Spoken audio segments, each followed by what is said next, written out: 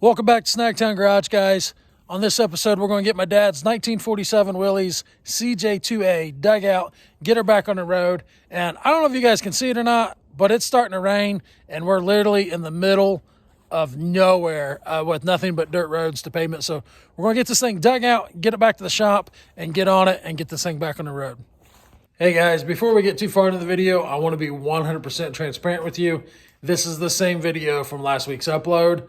The algorithm just did not pick it up, didn't let anybody know it posted, so it's got very minimal views, and I'm going to pull that original video down before this one uploads. But if you've already watched that, I appreciate it. If you haven't, stick around. It's a pretty good video.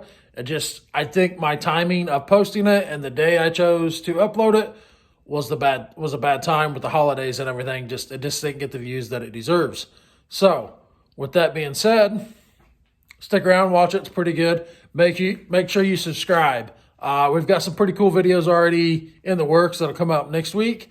We've got some auction videos coming up, some will it runs and stuff like that. So stick around for those. I should have had them up. I should have been uploading those this week, but with this one falling behind for some reason, I want to give it another shot. I just cannot justify all the work it takes to shoot these videos, edit them, and settle for that few views.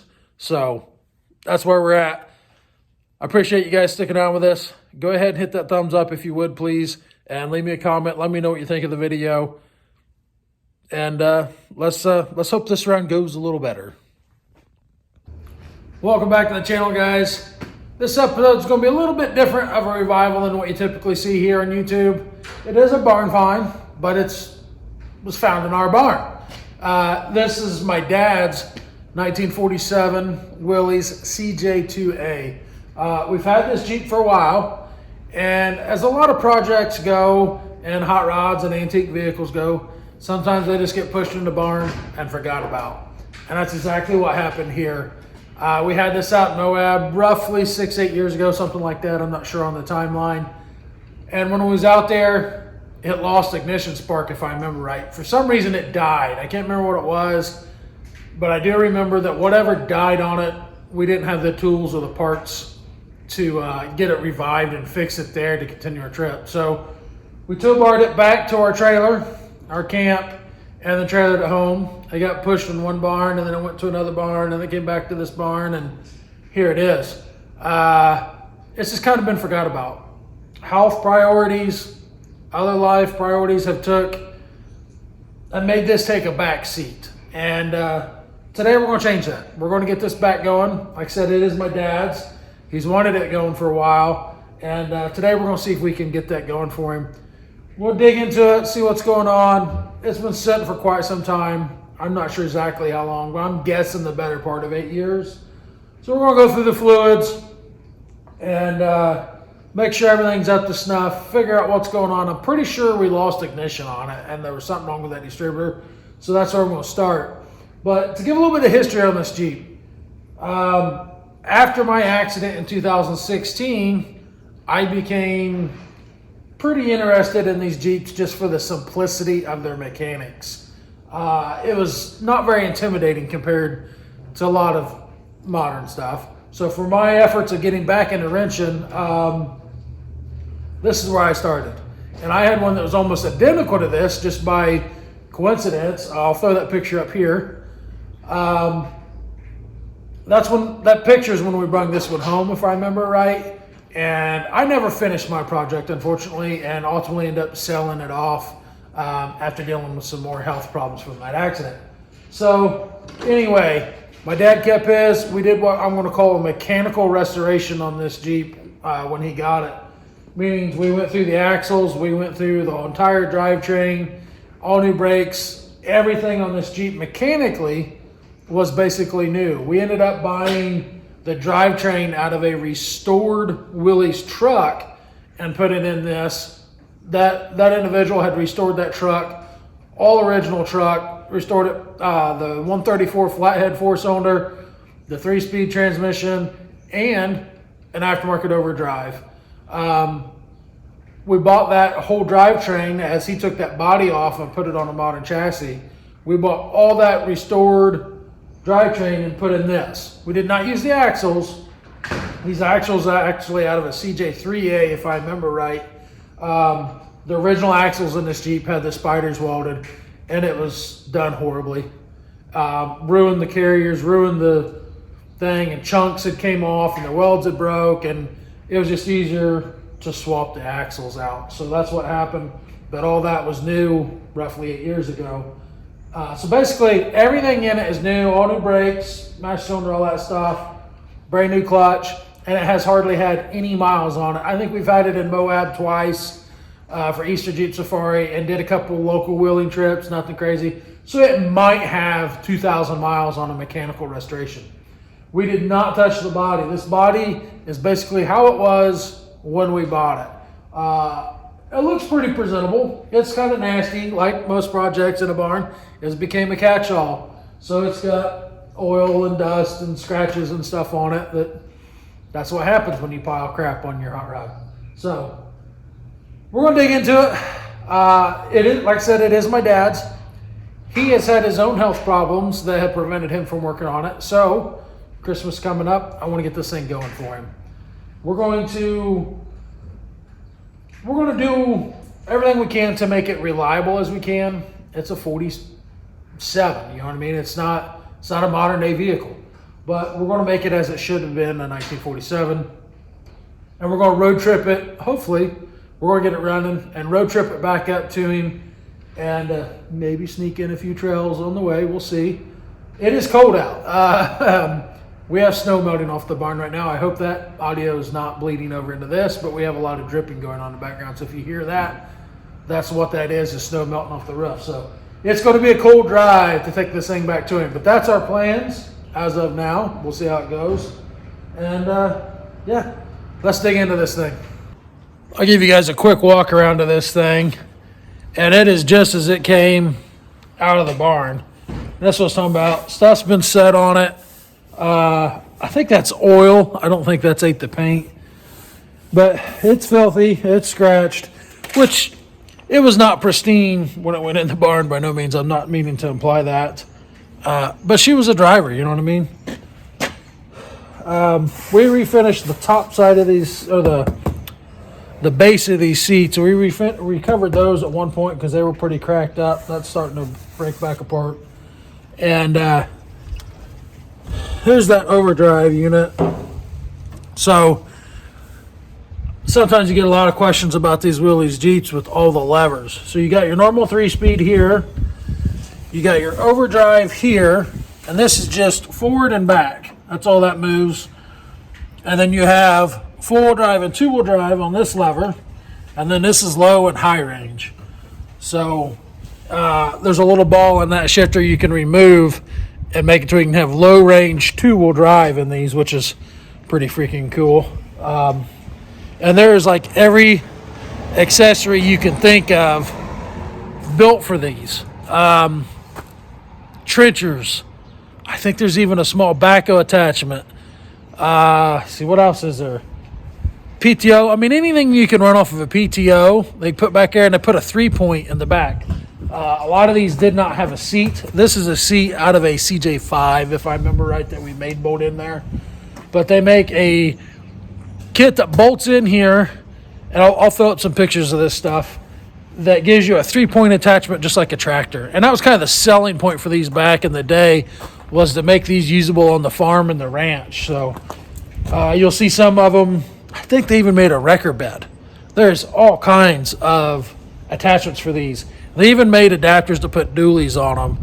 Those are pretty sought after pieces, pretty valuable pieces. This one, before we got it, had been used hard as a play toy. Like I said, it had the diffs welded. Somebody's made some rock sliders there on it. For those of you that are not into the off-road world, when you go off-roading, it's not uncommon to bash this on the rocks, especially when you go out west, and it'll beat that up. So this piece here, this was done before we got it. It's kind of functional. I think that's actually really thick, like 5/16, 2.5 inch or 3 inch angle iron, aluminum angle iron, because it's not welded nowhere. I'm pretty sure it's aluminum, but it adds a lot of rigidity to the body. and keeps it from caving in when you hit it on a rock when you're going over obstacles. What else on this thing? It's rusty. Don't get me wrong. The floors have been patched up. My dad's got his battery bungeed in here. He had that on boil for about a week before we went and got it. I don't know that it came back around, but so the floors have been patched up. You can see our seams up there and stuff. It's typical of a 1947 Willys Jeep. Let's see here. Let's dig in. We do have this tow bar cobbled on there. It is chained on, kind of sketchy. But it worked to get us off the road, because when this thing lost spark, if I remember right, we were on our way to a trail. I don't remember what trail. And we had to park it and leave it. And then after we was done with the trail, we came back and got it and tow barred it home. But if I remember right, I'll have to ask my dad on this one. The ironic part of that is the Jeep that this drivetrain came out of is what towed it back to camp on its modern drivetrain. And I'll post a picture of that Willys truck here. It's absolutely beautiful. Unfortunately, the owner of that has passed away. He got cancer and died probably a couple years ago now. So anyway, that truck still lives on with his daughter. But that truck is the one that this drivetrain came out of. He restored it, and he was big into, the owner of that truck was big into the going up to the sand dunes up in Michigan, I think it was. And he built this truck and went up there and was like, yeah, this sucks. 50 horsepower is not enough. So he took that. That's what motivated him to take that body off and switch it over. That's what if I remember in that story right, that's what he told me. So, yeah, 134. I believe the flatheads are called the L134, and the 134Fs is the overhead valve version. That would have came out in a CJ3B, and I am no expert on these Jeep models, so 100% correct me if I'm wrong. I believe the CJ3B was the overhead valves, and they had a taller cowl section right here. Some of them called them a high hood, because the hood is physically taller. I'll throw some pictures in here. This part of the hood is a lot taller to compensate for that taller engine that has a valve cover and there's overhead valves, and then the windshields are different as well. There's some other differences too, but that's the first one. 46, you'll hear a lot of people call these an Army Jeep. 1946 was the first year Jeep offered the Willys CJ models. I've heard that CJ stands for civilian Jeep. I don't know if that's true, but these are not military Jeeps in the sense of there is differences. Like I said, I am no expert on this, so 100% correct me if I'm wrong in the comments. Easiest ways I know to tell a military Jeep, a couple things here. Tool indents on the sides. Right here, right there, there'll be indents and some bracketry to hold an axe and a shovel. If you look at my Jeep, it was a early 46, and it had some leftover markings of a military Jeep, like they were finishing up that production run. So it had the tool indents in it. The only CJ you're going to see with those that is original is an early 46.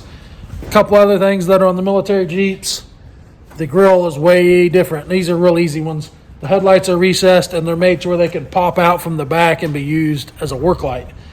Marker lights are going to be blackouts that are recessed in there, and then this is going to be a hinge, so that grill can be folded forward easily to pull the drivetrain and work on it. So there's some quick, easy things. Another thing with the military Jeeps, let me pull this spare tire out of here real quick. I don't know if I'm going to be able to do that one-handed. On military Jeeps, there's a hump right here on a lot of them that sticks out like this. And that is for a turret for a 50 cal to sit right there. The machine gun base. I don't know if it's a machine gun, but I believe it's a 50 cal. Somebody let me know that in the comments. I know there's going to be some guys that watch this that are way more educated than I am. What I did learn about these Jeeps, I forgot because I haven't been involved with them too much in the recent years. So a couple other differences is the filler neck on a CJ2A and some other models is quite substantially different. Military Jeeps have a huge neck right here and a huge fill tube versus the small CJ2A one here. So there's a few subtle, easy tailways, tailgates, military Jeeps. I don't think any of the military Jeeps had a tailgate. This was all smooth. And then I can't remember. I need to do some more research. So I might have to cut in and correct myself here. I believe Ford's, yes, Ford built these Jeeps as well during World War II. I believe the Fords were the only ones with a toolbox in the side back here. I'm going to have to do some digging and double check myself on that. I'll correct myself right here. So anyway, that's some quick, simple things to tell a military Jeep apart from a civilian Jeep. Generally, people just lump these together as military Jeeps, and that's not quite right. And I believe the military Jeeps is an M38. When they went to the CJ5 body style, I believe they were an M38A1. So once again, all this is what I believe. I am no expert, so don't torch me here, okay? I know I'm probably wrong on some of this stuff. So, but let's dig into the mechanics on this thing. I'm going to start with taking that distributor cap off and seeing where we're at. Actually, no. I want to make sure this motor's not locked up. We had a problem with this motor one time before, and it was locked up because Jeep has this horrible design flaw. That seam that goes up the middle of that hood. Boy, I look drunk trying to do that. That lets water run in, and where it goes is it drips down this seam and it lays right there on that head. And what it does is it runs in around these spark plugs. It pulls up there and then over time seeps into the cylinders and locks it up. That's exactly what happened to this Jeep. I have no idea what somebody's had bolted on here. Some kind of goofy hood ornament. That didn't help. That helped contribute to it. So this motor has been locked up once before, and something that we found has worked really well is take a deep fryer, even a crock pot. We use a deep fryer, and literally, that's kind of ironic because that's getting close to this time frame of the year because we're pushing Thanksgiving, and that was our grease from deep frying a turkey that year. We heated that back up in a deep fryer and dumped it right in the cylinders.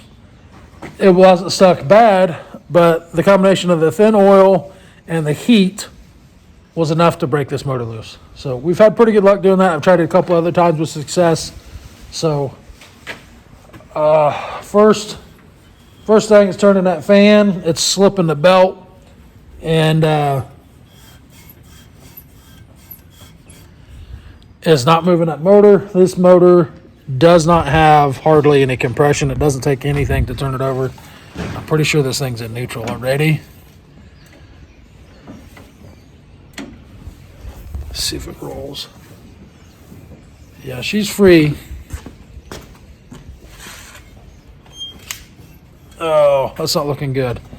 Might have to get Austin's assistance here. We're going to put this guy in gear and see if we can give her a tug back and forth, Austin. There we go. All right, we got movement. First bit of relief. Now this, I was talking about water seeping down the hood. This thing has been inside. That little bit of time that it did leak through, it was underneath a lean-to that was open-faced, and water did get to it. So, I think the place to start is I'll pull this distributor cap off, and we'll go from there and see what we find. Well, that didn't. Coil wire's missing. Plug wire's missing. Huh. Well, I'm just discovering some stuff here. pulled that distributor cap off, and the very first thing I noticed is this coil was laying down on the starter. I have no idea why that's off. And another thing I noticed is the hot wire is off of the starter. I'm wondering why that is. I'm wondering if that starter didn't get killed cranking on it or what's going on there.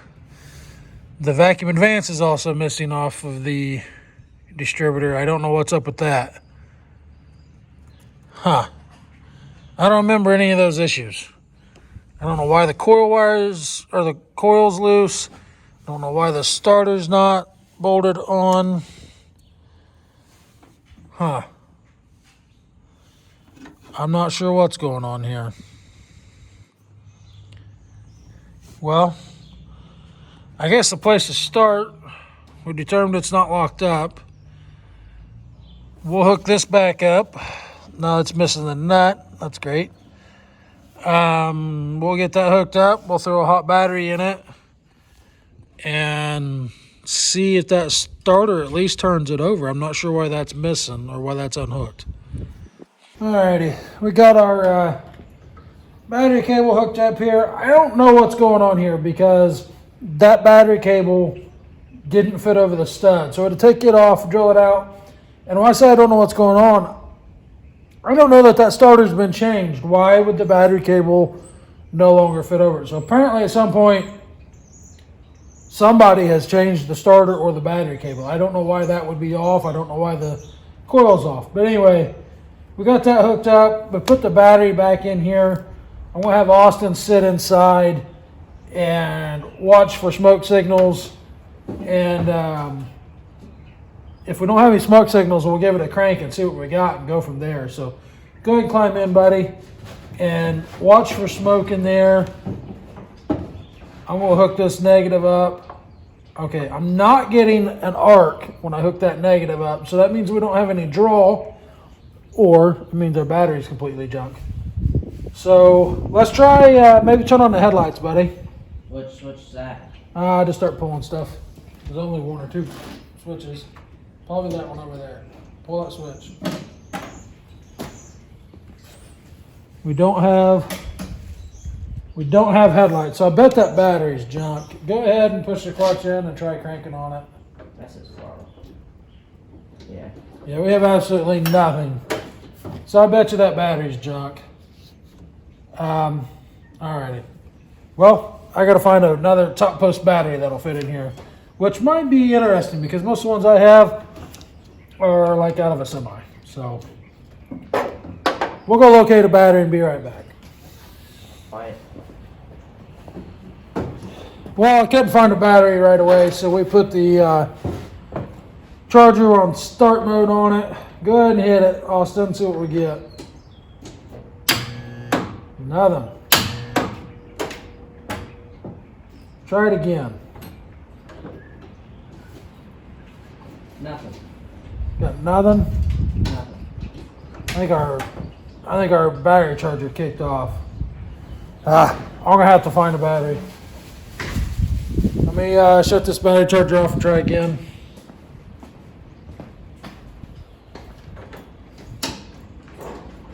Nothing. So Austin hit that a couple times, and I don't know if the audio on the phone picked it up, but a loud hum out of the starter solenoid, and now we have absolutely nothing. Not sure what to think of that.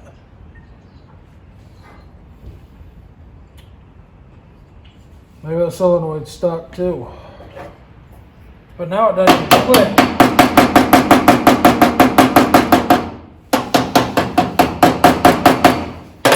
I do have an idea. Let me go get my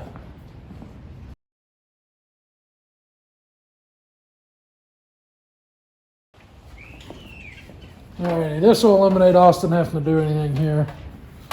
And all we're trying to do is get this thing to turn over. So we'll hook this bad guy up. Will the key have to be on?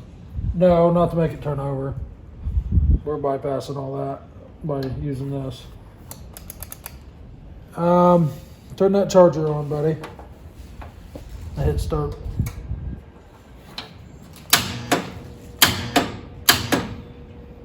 I think it's safe to say our solenoid's stuck or junk. We get 2 or 3 clicks out of her and she just says no more. I think the charger's kicking out. Because it just says on. We hit it a couple times and it gives us a number. Well, it counts down from 5 and then it gives us whatever that is. Huh. Leave it off for a second. So we've got a Harbor Freight battery charger here, one of the digital ones, and I'm using it on start mode. And it says on when you first turn it on, and you hit it, you get juice out of it, and I'll let us hit it 3 or 4 times, and then it goes to 170 something on the screen, and I have no idea what that means, but then we don't have any more juice coming through the cables. I'm not sure what's going on. Go ahead and turn it back on and we'll try it again, buddy.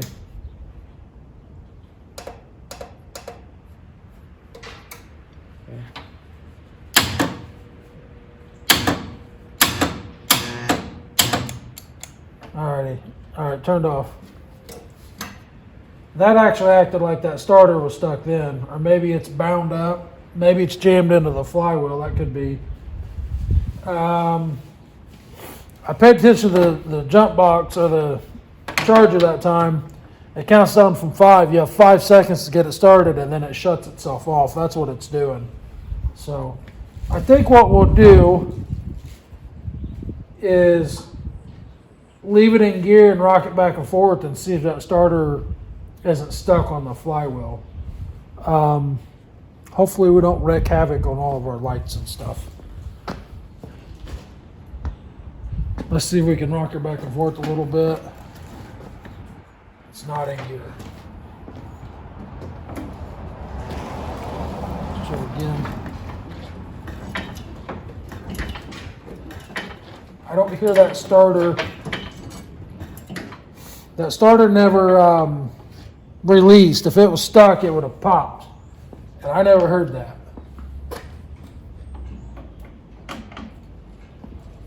Let's give it another go. Let's turn that charger on one more time.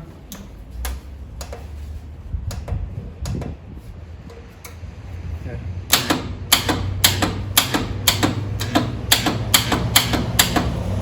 Same deal. I think the starter solenoid's working. The starter is not. It's possible that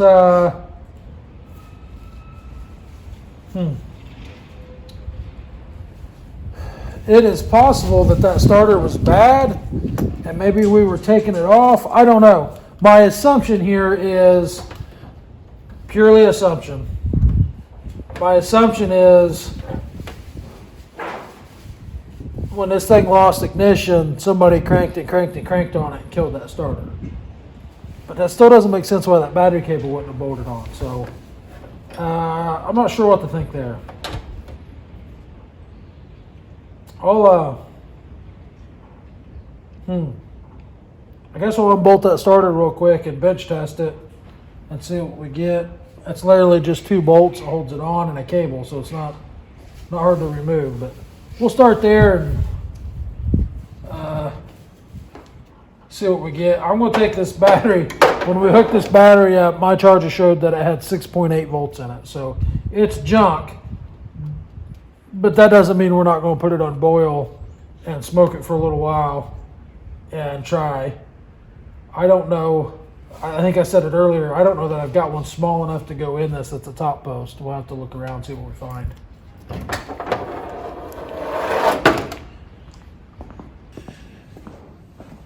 Well, we are on the hunt for a starter at this point. I took that starter off, and the way them starters are designed, they rely on the a bushing and the bell housing to support that shaft, and without that, that lets that shaft and that inside of that motor flop around, and it grounded out. Well, that one is so wore out on the back end of it, on the motor side of it, that shaft's moving around in there and it's burned up them.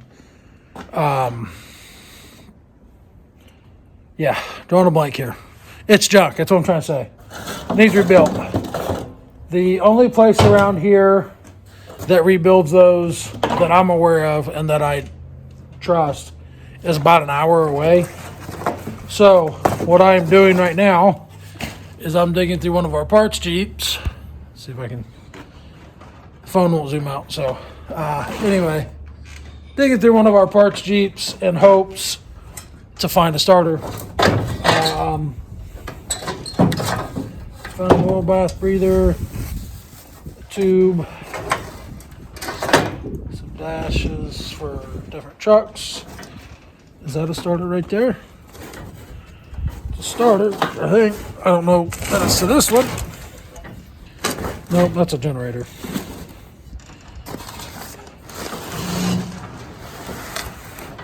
Not looking good. Not here anyway. I've got... Oh man. Let's see if we can get around to the other side and see what we can find. I've got 2 parts Jeeps out at another property that we can go try. It doesn't look like this Jeep's going to have anything, and this Jeep doesn't have a motor in it, so we can't pull one off of it. And the tote of parts that I had here at the shop, it doesn't have a starter in it either. So we're going to jump in my plastic Jeep, as I call it, my JK, and run out to the other property. We'll take some tools and probably steal a starter off one of those and hope it's better than this one. Not optimistic at all. All right, I made it out to our other property, and I'm going to apologize now for the lack of light in here. This is actually the building where that Jeep was built at, and there's no power out here momentarily. We had a issue in the breaker box or something. I can't remember exactly what's going on, but the lights don't work like they should. I'll flip you guys around here while I dig through this stuff. This is all Jeep parts here. Zoom out here a little bit. This is all my old storage, and nothing has been used out here in quite some time, and the critters have overtaken this building. So I don't remember what all is out here, honestly. It's been a minute since anything's been done here. So I am basically looking at this for the first time. There's a starter right there. Tearing this box to shreds. Oh, get out of the way. It's impossible to do this stuff while filming. That is a different style. What in the world is that off of? That's not going to work. That is way different. It's a clutch. Is that just a clutch? Another mouse nest. Way home. Not enough room for a starter in there, so I guess it doesn't matter. I'm not sure.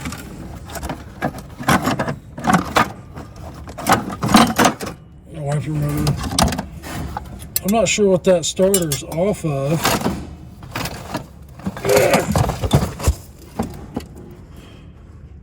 It's got a foot pedal engage it. That might be. Huh.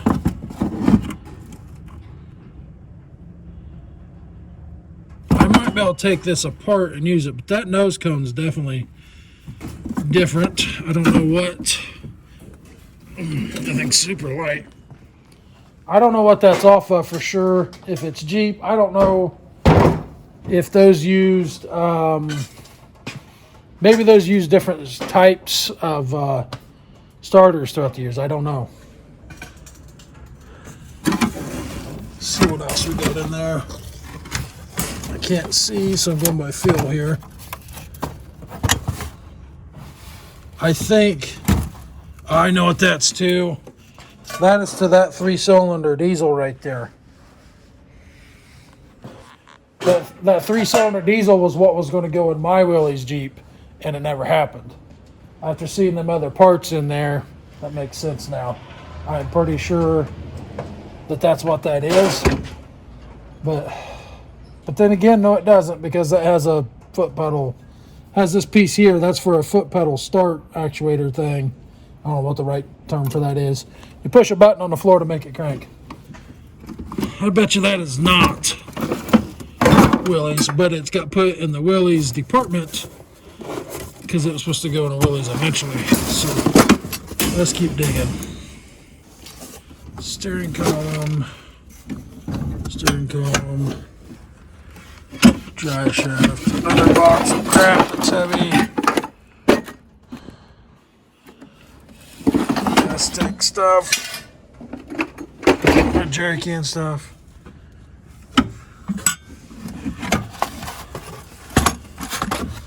That's cool.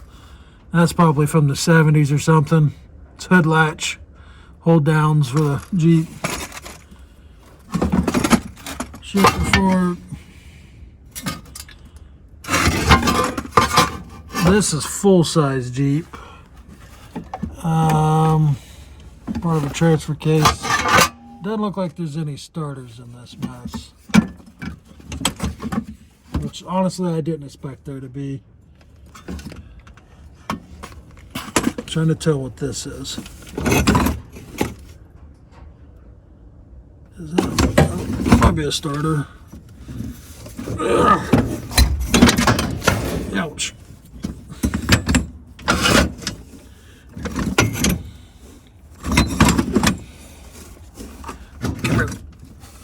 Come here.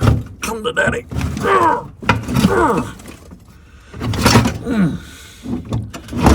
Yeah, that's a starter. I don't know what it takes to convert that. Because that Jeep, I'm pretty sure that Jeep did have a push button start on it when we got it. And we switched it to the key.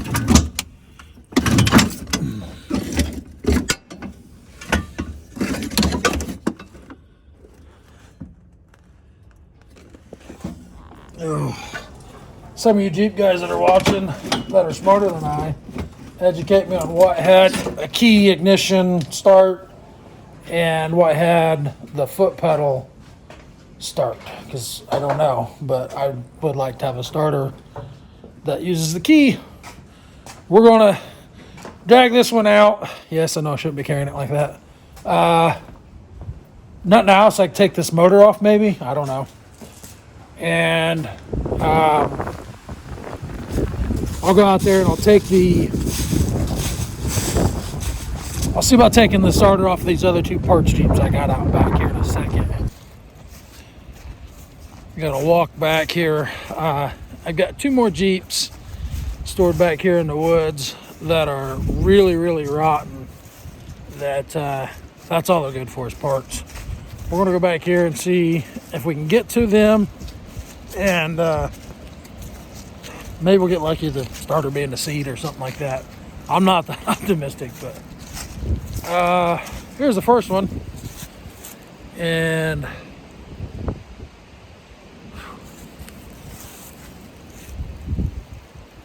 I don't know about fighting that tree, because the starter is on that side and this is a thorn tree. Let's back go over here and check out the other one. This one looks a little easier to get to.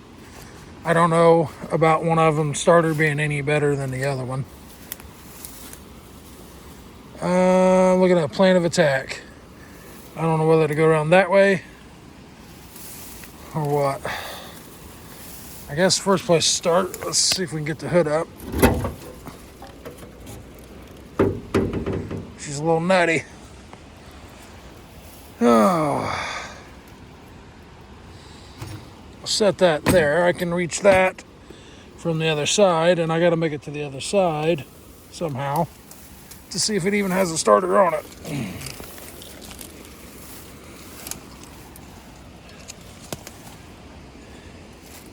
seeing a battery cable laying there, so I'm not optimistic. And it is gone. Daggone it. Okay. Well, that eliminates that one.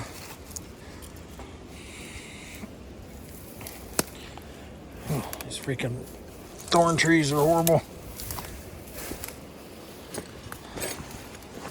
All right, so much for that idea. Go back to the other one. I'm not optimistic that this one has a starter on it either, honestly.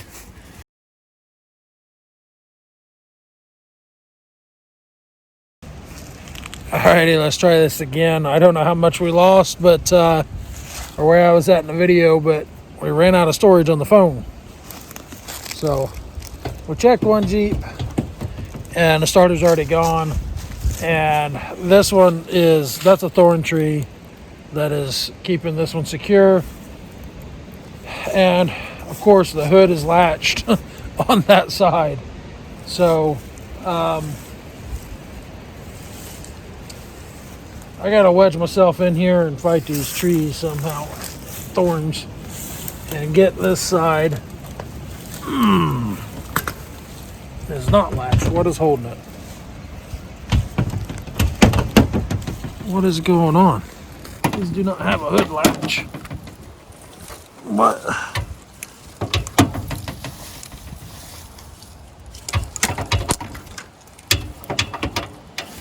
That was weird. It's missing the starter too. I think it's safe to say this one used to be red. Daggone it. That ends our scavenger hunt for a starter. I found a couple that had been took apart on the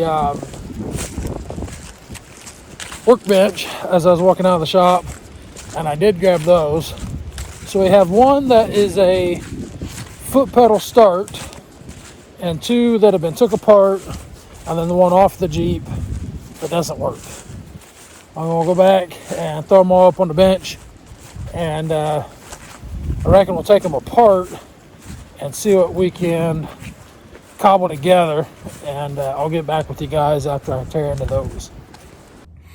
After reviewing my options of what I got out of these junk starters, I think what I'm going to try to do is take this one here, this is the other half of it, and put it back together and try to make something, see if it works, basically. I did try to bench test the one out of the Willys, and it was definitely a no-go. It just, everything technically works other than them bushings are being bad, and it just spins and locks up because it's binding up inside there. But it tries to do starter things. It just doesn't do them. So I'm gonna throw this together. I gotta figure out a way to hold these brushes, and I'm gonna probably have to put you guys on a tripod to explain what I'm doing here. I've got to figure out a way to hold the brushes in place, and to do that, it's not an easy task, okay? So I'm gonna spin you guys around here and put you on a tripod for a second. So what I'm trying to do here is when you try to push the motor part down in there, I don't know how well you guys can see this, if at all, but there's brushes down in there that are spring loaded that push in and don't let it go in. So I'm going around and pushing those out and hooking a piece of wire on them and bending it over the end. And then once I get I can't remember the names of this stuff, man, it's driving me crazy. Once I get that shoved down in there, I'll be able to take them wires off, and then brushes will go back around the shaft. So that's where I'm at right now, hoping that works. It's gotta work, right? I mean, if not, we're gonna jack with it until it does work, because that's our options at this point. I did call the rebuild place, and they're like, yeah, we could probably get you something together. And then I told them what it's doing, and they're like, oh. So not 100% confident that they'd be able to get hard parts. He said some of these parts are just unattainable anymore on this old stuff, and they usually end up trying to retrofit something to make it work. So that's our last straw. That's our last option. I'm going to try to put this starter together. I have no idea why it was took apart. And that one I went a little overboard on. Yep. I'll try to get you guys, I don't know how to do this where you can see what I'm doing. But got that other brush pulled in there.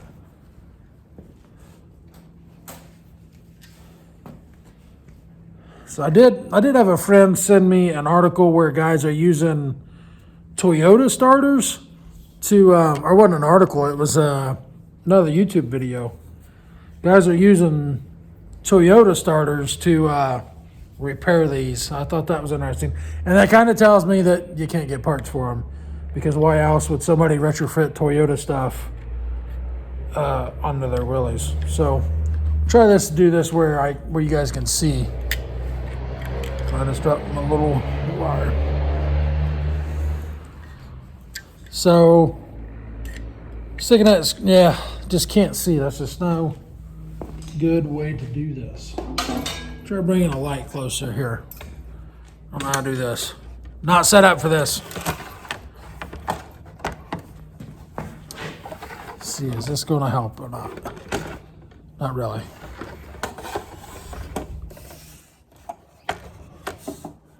No way of holding that. Can you get a shot in there? Nope. There you go. All right, you guys can see them 4 brushes sticking out in there. Some of them have got, 2 of them's already been pulled back with a wire clip. Basically, I'm pushing them back through that little retainer and then putting a piece of wire on them to hold them. It's hard to do all that and hold a light. Just kind of a dungeon in here, and it just doesn't work real well all the time. Basically, if I can hook onto that spring with that wire, the brush will stay back out of the way. This is one of them deals that just, it's not practical to video, you know what I mean? You got big freaking mitts trying to get in there and these little bitty holes to do this stuff, and it just doesn't happen.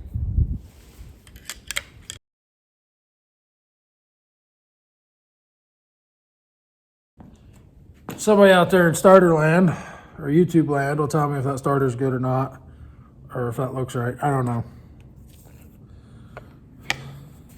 You guys heard me reference my accident at the beginning of this video. For those of you who are new subscribers and don't know me personally, 2016 I had an auto accident. I had a gentleman pull out in front of me.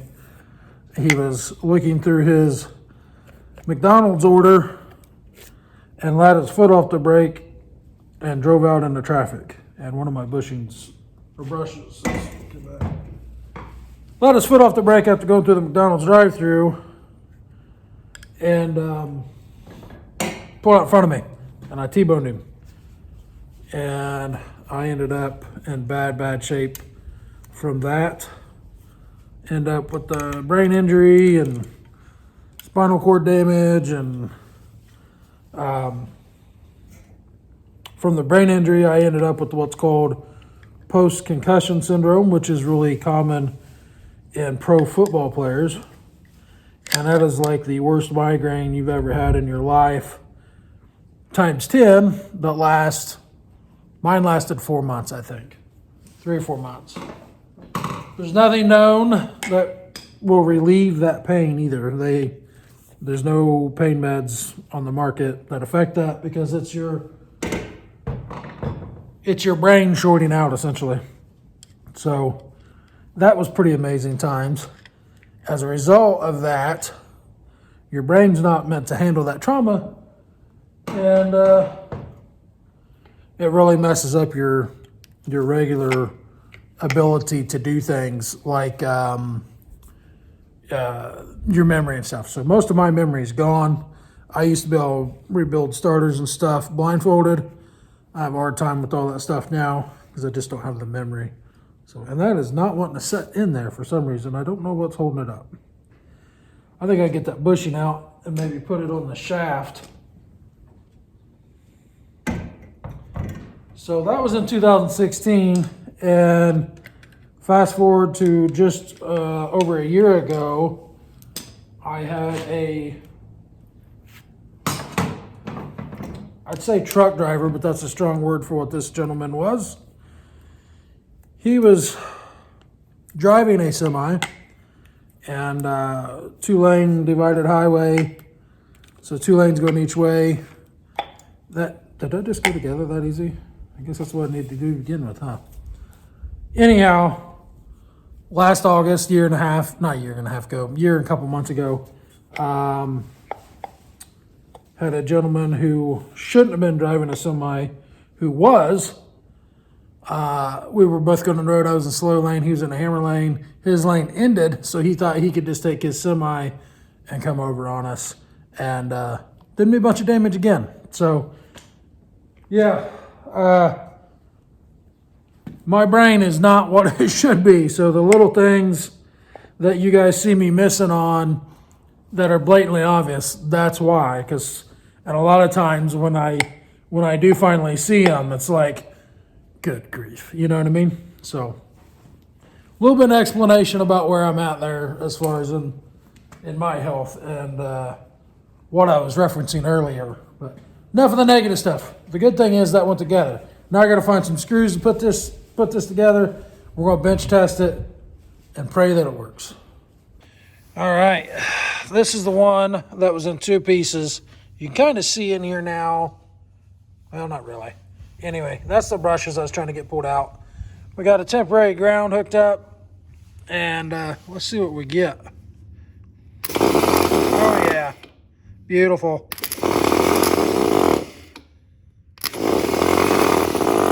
I think that'll work. Let's get this dude installed, and then we'll move on to the next issue, and whatever that may be. But yeah, we're making headway finally. Got the starter installed down there, battery cable's hooked up. We got a little trigger hooked up. Let's see what we get. Moment of truth. Okay, I think it's in gear. That it at least turned over. Is that neutral?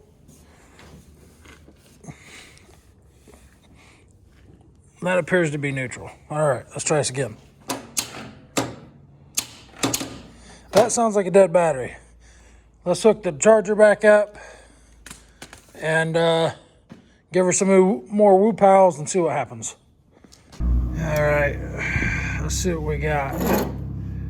Set her on boil and start.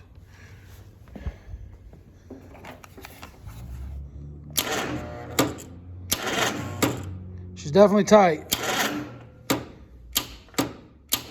She's not happy. All right.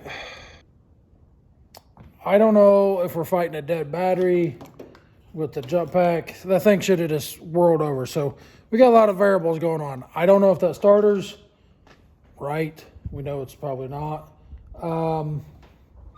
Cracked real hard. I think the next step I'm going to do is pull them spark plugs out, lube them cylinders up. It's possible this thing's got some rust. It has set for quite a while. It's been moved over every once in a while, rotated. But that's no guarantee of anything. So we'll pull these plugs out real quick, and we'll throw some lube in, and we'll crank her over with no plugs in it and see. Come on, we'll see what see how she acts then. All right, got the plugs out. They are pretty rich, or have been running pretty rich. Nothing's rusty though, so that's good. But that's to be expected though, because this thing was ran at elevation, and it is tuned for here, which is at 700 foot of elevation. And the last time it was ran was in Moab, Utah. So that's not surprising to see those somewhat fuel fouled. There's just no oxygen in the air out there. So we still got this on. Let's see what we get with no spark plugs in it.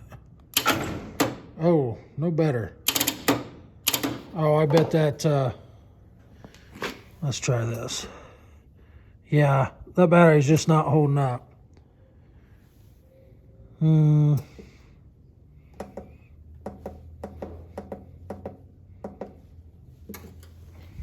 I don't think it's actually kicking on.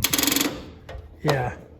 My charger's not kicking on into the start mode. This is supposed to be 200 amp start, and we're not getting that. I think. Well, oh, I'm hitting the wrong button.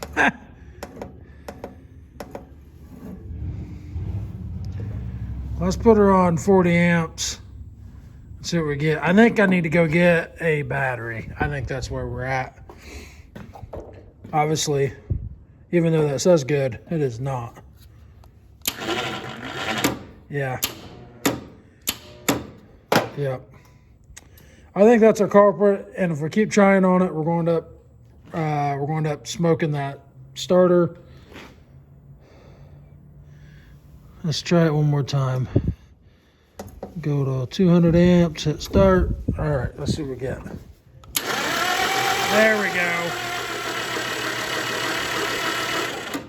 All righty, yeah. So, let's stop this. Go back to 40 amps. Start it and let her boil on 40 amps. Now, I did let this run earlier, and it instantly went to full, which kind of tells me that's probably got a dead cell in it. That's the battery that came with it. It's garbage. So I need to go find a battery. I think that's going to be our next trip. Our next thing is a trip to town to get a battery. While I'm letting this boil on 40 amps, I'm going to look into this coil a little bit. I noticed when I was putting that starter on, that coil is labeled for 8 volts. That's not going to fly. This machine is set up for 12 volts now. So I'm going to go ahead and throw a 12 volt coil in there and see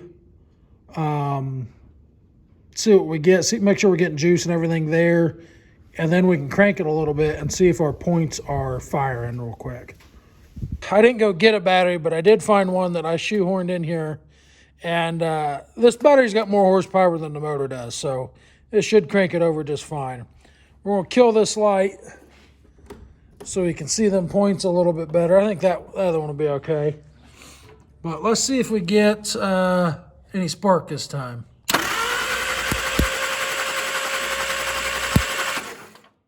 I don't know if you guys can see that or not, but that is very inconsistent spark.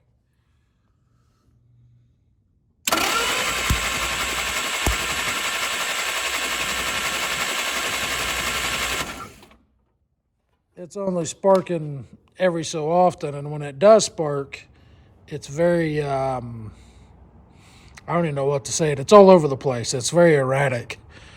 I don't know if that's a ignition points issue or what we're dealing with there. I cleaned on them a little bit with some emery cloth. I'll clean on them a little bit more and see what happens.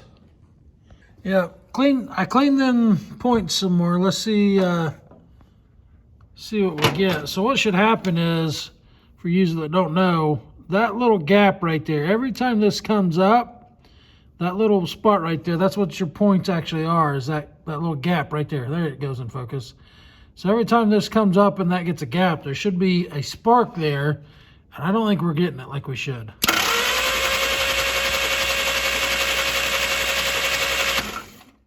Nope, I'm not getting nothing. So in theory, with that being closed, every time I crack that open and this right here gets an opening, that should spark. And we're not getting nothing. In my experience, points are bad, they're bad. You don't get intermediate spark like that, so I'm not sold that that's our problem. I don't know if something's grinding out somewhere or what. Maybe somebody's had some different experience with that. Points giving you intermediate spark like that, I don't know. But something I did notice earlier, I went ahead and changed that coil out, and look at that thing. It is busted all the way up it. I don't know if this was put in here from somebody trying to get it running. I don't remember why this is in here, but it does say it's a 6-volt coil. No idea why that's in here because this has all been converted to 12 volts. So that can go in the trash. And I think what I'm going to do, I'm going to throw a condenser on here. I've got some other condensers. I don't know that they're necessarily, I don't know what the difference is between different condensers, but I'm going to throw a condenser on here and see if that changes anything. I'm not optimistic in it. I do have a couple other distributors. That one has some shaft play in it, and I don't know, maybe that's grounding something out. I have no idea. But this one doesn't have any points in it, and I don't know that I have correct points for it. She's got some rust in there, but that shouldn't affect this. And I've got this one here. It does have points down in it, but it is pretty rusty. I'm not sure. And that one's got the condenser inside it. Does that one? That one's got the condenser inside it too. So maybe those are a different style. Maybe those are later model. I'm not sure what the difference is on those. I do know those are out of other Willys motors though. So I'm not real sure what the game plan is from here, other than I'm going to try a condenser, see what happens. Not optimistic on that. And we'll go from there after we change a condenser. If that doesn't work, I might just throw another distributor in there just to see what changes, if anything. We got the new condenser put in, got the ignition on. Let's see what happens. Try to get zoomed in here where we can see. Give her a crank.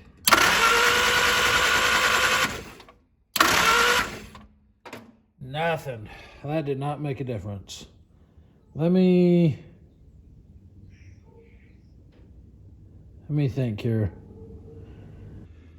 All right, I did every testing that I know of, and I'm 99% sure it's done right, and I cannot get this thing to make spark. I changed the condenser with a new one, tested it, it all looked good. Tested the coil, it tests good. So what I did, I grabbed one of these other distributors, and I just have it setting down here and grounded out to our alternator bracket. So I'm going to turn the ignition on and crack those points and see if we get any spark out of this distributor. Yes, I already saw it.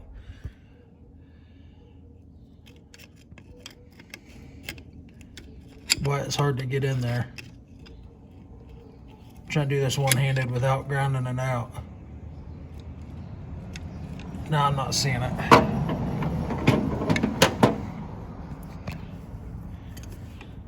Let's see if I can do this by hand, maybe. When I first did it, I can't move that with my finger and holding it. Let's see if I can balance you guys, maybe. I don't know what the answer is.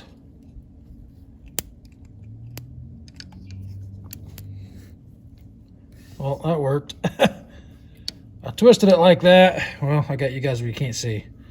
I twisted it like that on that shaft, and we got a spark. But, you know, I'm looking at this, and now I'm second guessing whether this is the distributor out of this, because it seems like I can remember there being a bunch of shaft play. And that was the problem, because it was grounding our, I don't know how well that's showing up. I'm gonna shut that coil off. Yep, I just seen it spark. I just seen it spark down here. So I'm wondering if that distributor,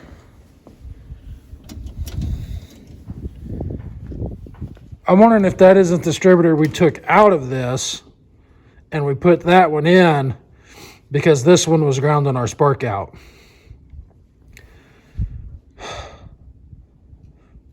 My brain's failing me today. I just can't remember what we've done and what we need to do. And this arced down here when I moved it earlier, and that shouldn't have, man, I just can't think. That shouldn't be grounding out.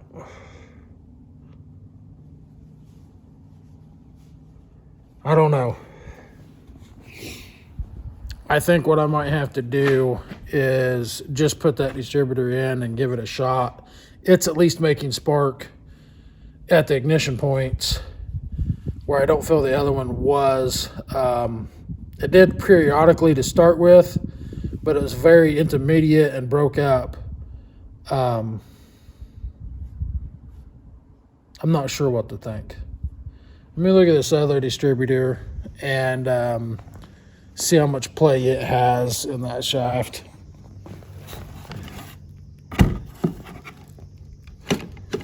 Yeah, that one doesn't have, it's hard to hold on to stuff. That one doesn't have any play in it. Yeah, so what we could do is, since this one doesn't have points in it, it doesn't have half the points anyway, I could take the points out of the one that we just tried to test, because I did call and check on some points and stuff, and nobody has anything for these in stock. Imagine that. It looks like these are the same points that's in that distributor over there. So maybe let's take these points out and condense our, so we know it's working. Throw it in that distributor because it doesn't have all this play. And see what we get. Maybe throw it in, clean it up, throw it in there, and see what we get. So I'm gonna do that real quick.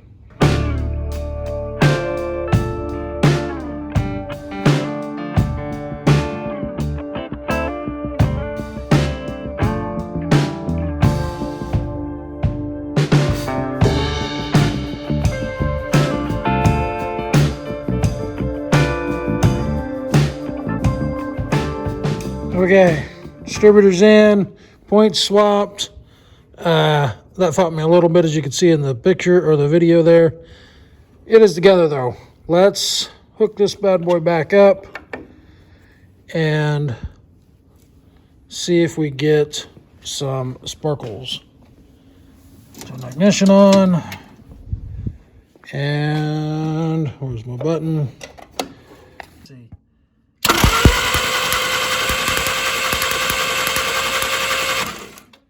I think we're good. Now, next step. Turn that back off. Next step is getting those wires. I'm hoping those plug wires will fit this cap. Obviously, significantly different size. There's 2 caps and 2 rotors in that mess. This one doesn't look like it has too many miles on it.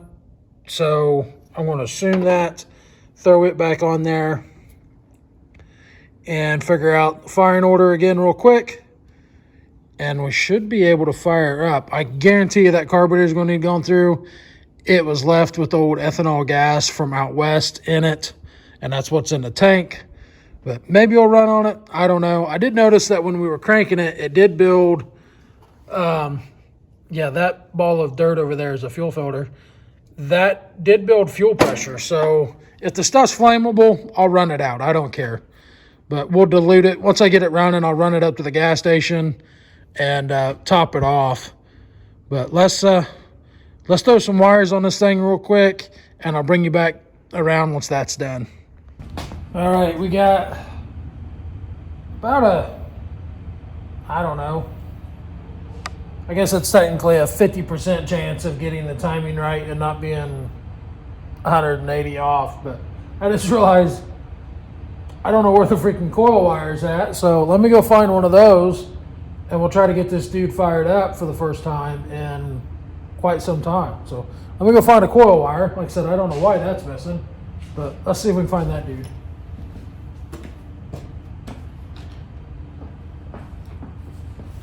Might just have to steal one from something else, maybe. Found one out of a cheapo kit. It's a Max Protection, Max Power. Oh, I don't know where. That's not something I would have bought from the store. Belden Premium. I've never heard of that either. Class F. That's a new one on me.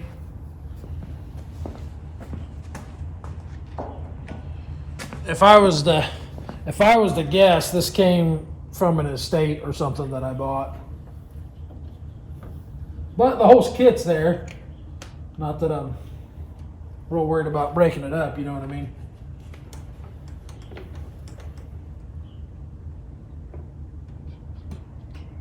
Oh, is it gonna fit in that coil? Nope. It doesn't really want to cooperate with that coil. Might have to get rid of that boot. We'll slide that boot all the way up, that's what we'll do. Fits now.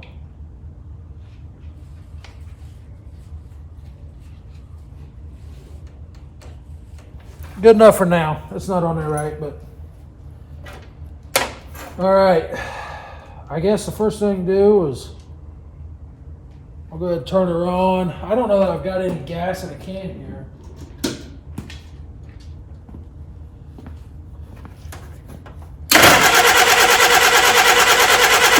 All right, we got that much.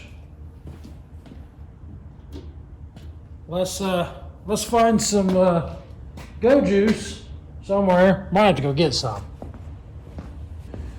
Well, I can't find nothing, so we're just gonna choke the bejesus out of it and see if we can't get it to pull anything up out of that, out of the fuel system.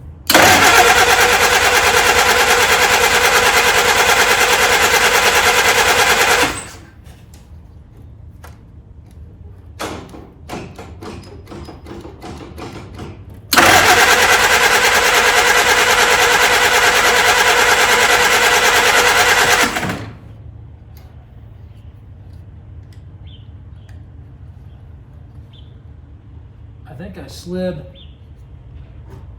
No. I thought I slid my choke on that cable there for a second. Let's see if I can find any ether.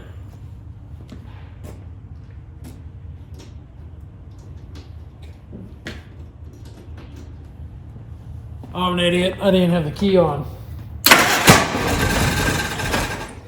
I'd say I got a plug wire crossed.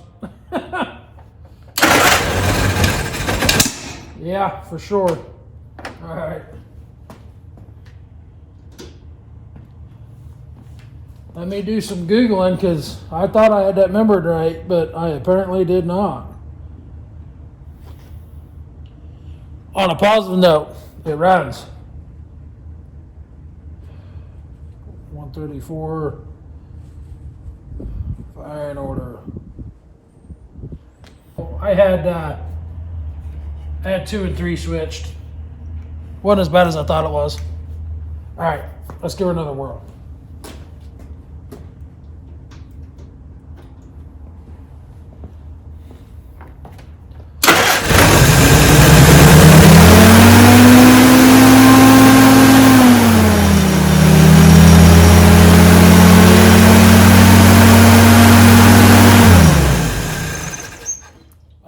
It's wide open throttle. We gotta fix that real quick.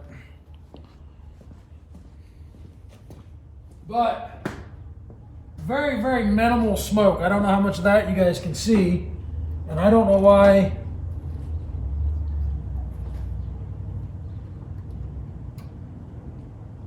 I don't know why we got so much throttle going on.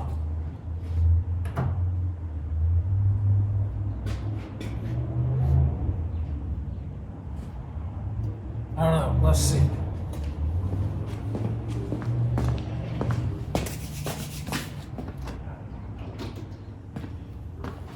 Give her a go. I just thought of something. I never checked the freaking oil on this thing. Talk about checking all the fluids.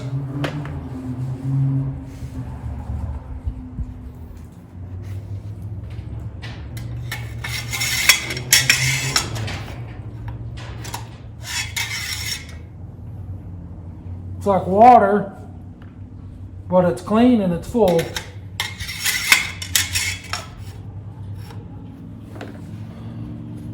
All right, let's try to pull it. The water pump I did notice is leaking pretty good, so I can't see nothing in it. So I'm gonna go ahead and get some antifreeze in that. She took about half a gallon.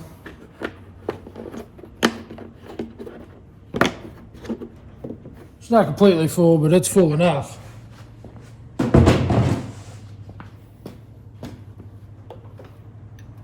We'll have to check that again once we get her running for a minute. Get her thermostat opened up. All right, ignition's on. Let's see what we get.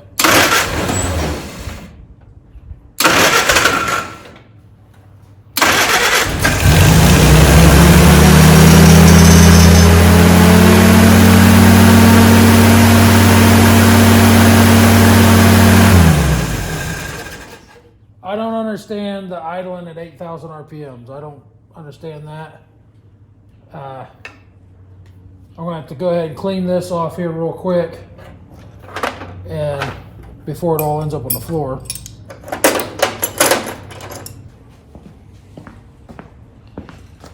Let's see if we'll start off the key.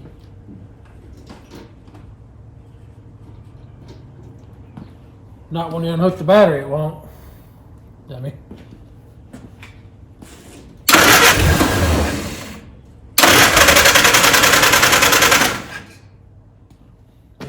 It'll start if it was getting fuel. I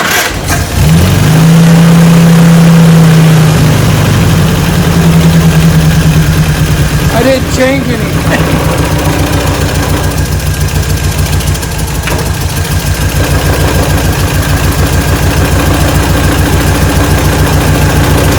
That makes no sense. I literally did not change anything. And now it's idling.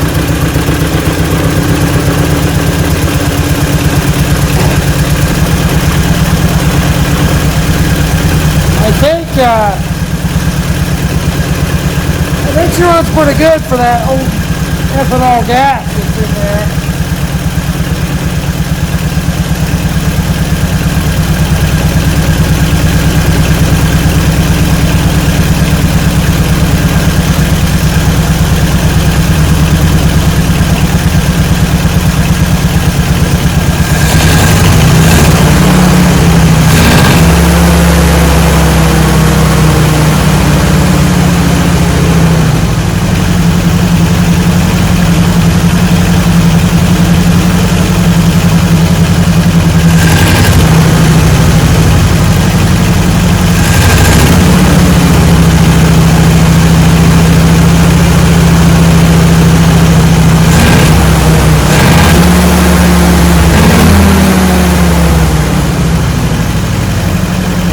That's where it seems to be the happiest at. It's still not right, but we're still dealing with that really old crap gas. So, and like I said, I think I said it earlier, out there in Moab, they don't sell a higher octane fuel. I think the highest, I want to say the highest they offer is something, I can't remember the number, but it's really low, if I remember right. So this has probably got extremely low octane gas to begin with, and then it's like 6-8 years old. So don't expect it to run real good on that.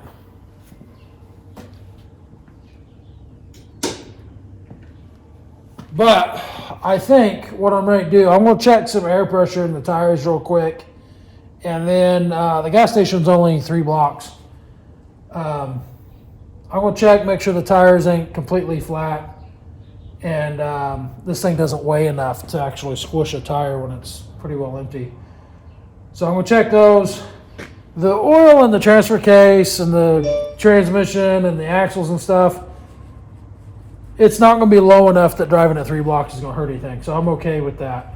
It might be low, but it's not going to hurt anything in 3 blocks. So I'm going to put our hat on our carburetor real quick, check some air pressure, and we're going to see if she'll drive again. I forgot just how unfriendly these are for fat guys. There ain't a whole lot of room there.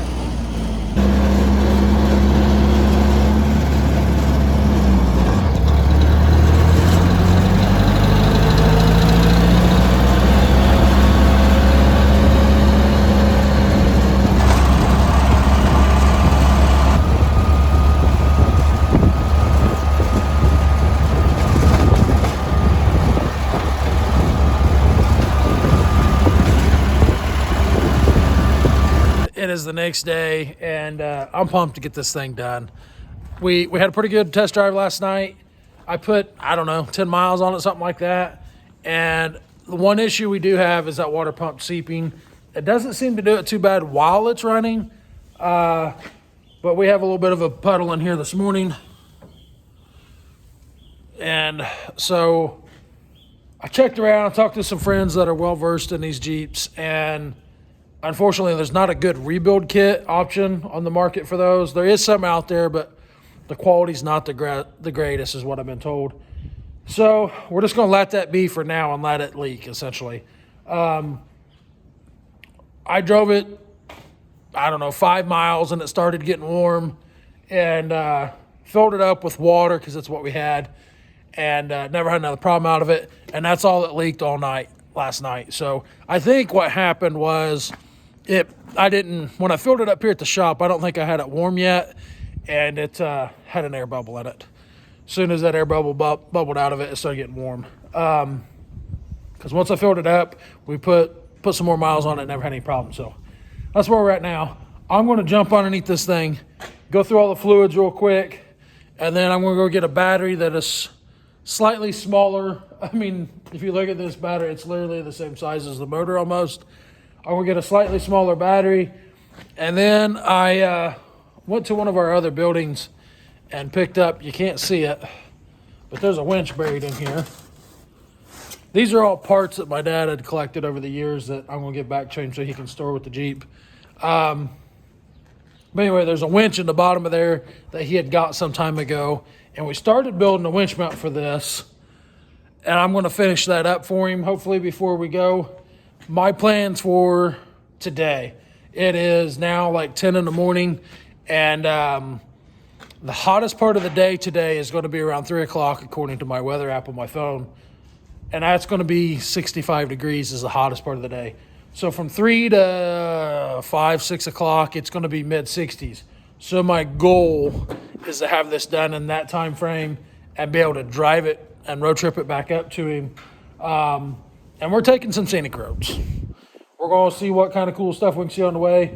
As of right now, Austin's planning on going with me. And just going to make the best of the return trip and try not to freeze our butts off. So I don't think I'm going to video too much of me putting oil in this. That doesn't seem very exciting. So I'll get back with you guys when we start on this winch. And yeah, let's get this thing on the road.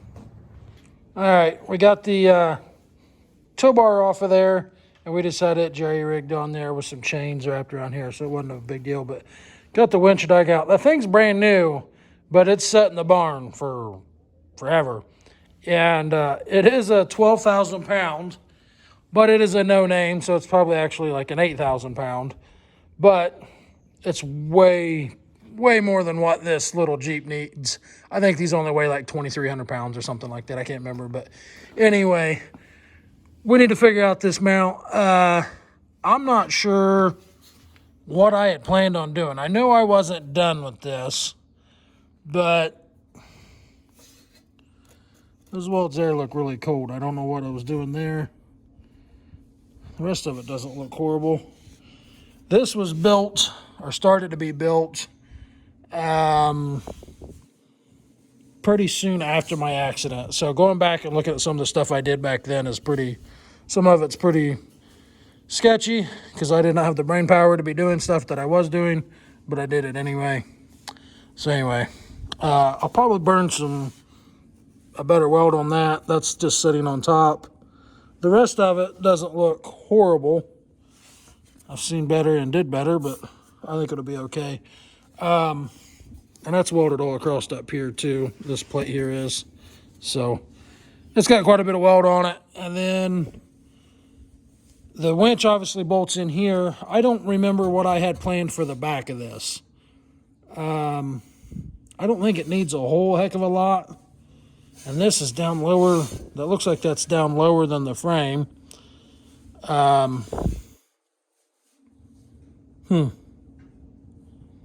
I could cut a plate on the plasma table that tucks in here and dips down and catches that. I don't know. I guess I need to set that winch in there real quick and see if it hangs behind that plate any.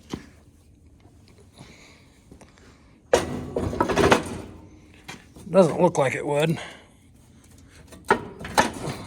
Right there's kind of in our way. But It looks like would be all right to run a plate across there and then drop it down. My thoughts are is make a tongue that goes in the frame rail here that I can weld on that outside of the frame, and then weld to this, stitch weld it down through there. It doesn't need to be solid. Just need something to keep that plate from rocking up is all we need. So I think, yeah, I think that's what I'll do. Come out there, come on. Get some measuring devices. Run a straight edge across here, measure up how far that is, get a width across there, how height this is, or what this height is, and that should be it. Should be pretty simple to figure out, really. And then, like I said, I'll just stitch weld it, maybe 5 places across there, every 3 or 4 inches, and it ain't got to be super pretty. It's just got to hold the back of this from rolling up. So if we come up an inch, sorry, get you guys in there, we can actually see. If we come up an inch, we should be plenty good. And then just run that all the way over to the frame rails, and should be good.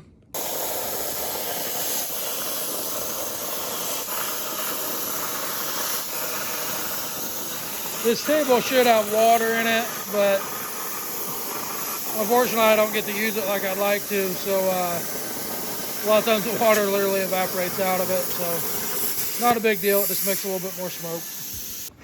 Alrighty, she's all cut up. Let's see how. Got her all cut. Let's see how she fits. That wasn't very smart. I don't know how in the world I'm going to get it in there. Oh, that's awesome. It's I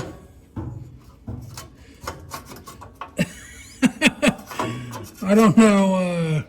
I didn't think that through very well at all.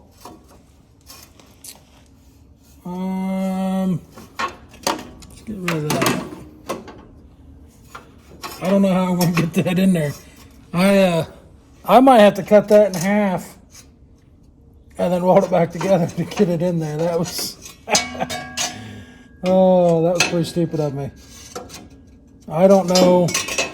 I'm gonna have to set you guys down and see if I can figure out how to get this in there. Austin's been out here working on this go-kart. He took the engine back off the mini bike. I don't know if you guys seen the Rockabilly Ruckus videos, but we put him together a mini bike, or he actually did most of it. He restored Alicia's dad's old mini bike and put the motor on it. And then when he raced it over there, he dumped it a few times. I think it scared him to death. So now he's ripping this go-kart around with the motor on it. But I keep telling him to start his own channel. You guys, if you guys think he should, let me know in the comments, and I'll show him to him. I'm trying to get him fired up to do some stuff on his own. So if you guys think he should, leave us a comment.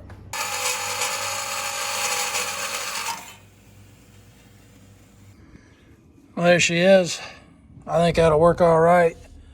Obviously, I'm holding that seam together, but I think that'll work. I'll get a magnet to hold that up, and this bottom plate that's already welded in there, that gray one, I'll hit that with a grinder, clean it up a little bit. I don't know how much I'll be able to clean that frame. I'll probably just use a wire brush, get the dirt out of there, and burn her in.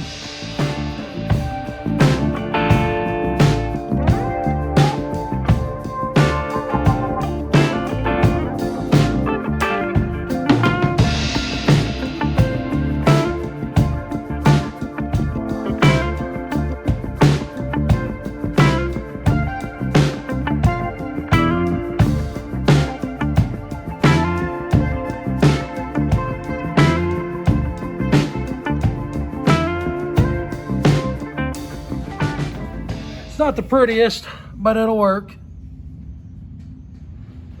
Looking back on it, I should have laid these in there and laid it flat, welded that, flipped it over, and welded the other side, and then propped it up in there. But it'll be all right.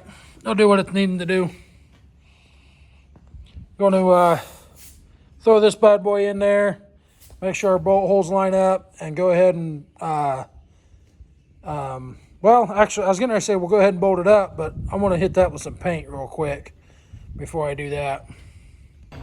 That is it, guys. I went ahead and just wrapped up that winch real quick because we are running out of daylight. Got a few little things to button up, nothing important, but she's ready to hit the road, and so am I. We are quickly running out of daylight, which means we're also running out of a little bit of warmth that we have. So we're going to get bundled up and hit the road.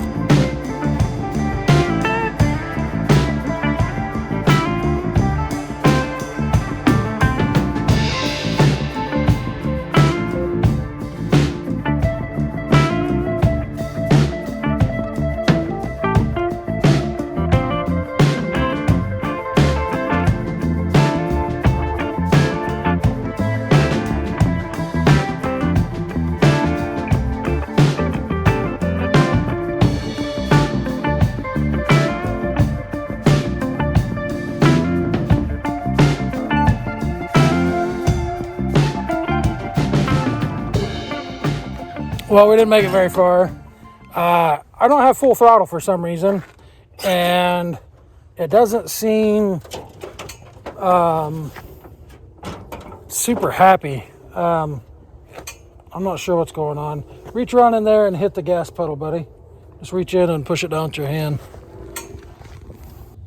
Yeah, we're missing the last quarter of our throttle. Let off. What is stopping it from going? Do it again.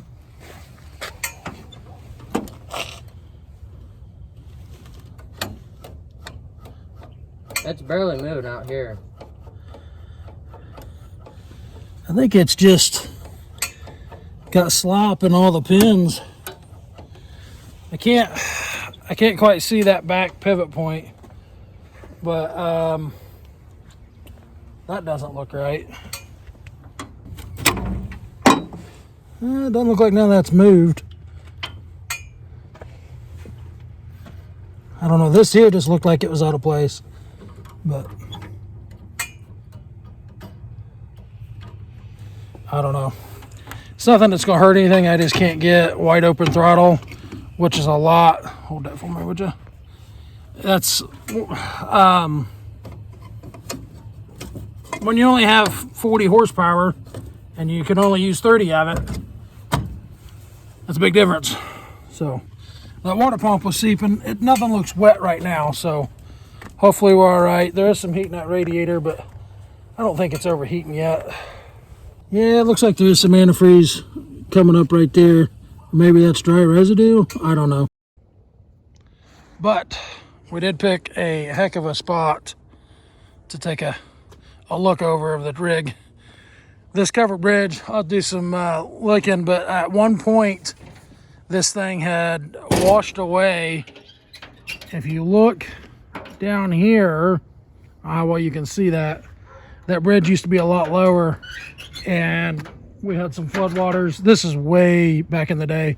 That bridge washed downstream, and they literally brung it back and reset it and built new pillars for it. So I'll do some research and put them dates up there for you.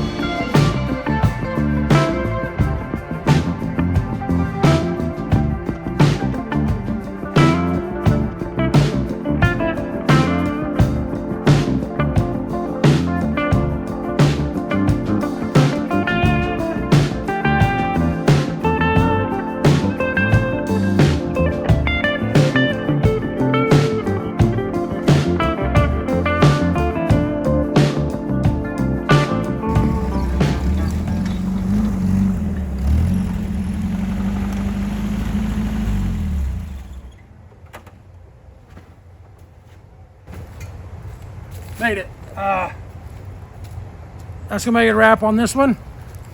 Normally at this point in the video, I ask you guys what we ought to do with it, but we know exactly what we're gonna do with this one.